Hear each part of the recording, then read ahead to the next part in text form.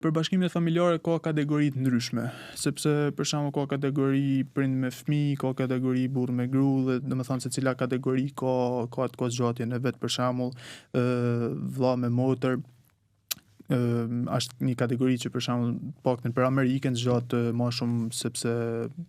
e çujnë si mund të them një lidhje jo shumë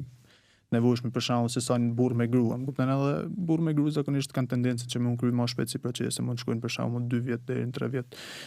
nëse kanë një bashkëshort ose bashkëshorte me pasaportë amerikane dhe duan me bë bashkimin familjar. Ka raste ka kozgjatje të ndryshme domethënë ty në grupeve të bashkimit familjar. Për sa i përket aplikimit, domethënë duhet të jesh një ligjërisht i martuar, domethënë në vendin tënd, duhet të krysh celebrimin, duhet të bash aplikimin edhe mbrapa të plotësohet ai formulari i aplikimit, të pranohet ajo nga shteti amerikan edhe mbrapa vjen çështja domethënë tek ambasada e vendit ku ndodhesh edhe nga aty domethënë mundesh me balla intervistën, nëpërmjet cilës nëse je i suksesshëm mundesh me marr vizën e migrues edhe me shku në Amerikë domethënë për me jetu ligjërisht.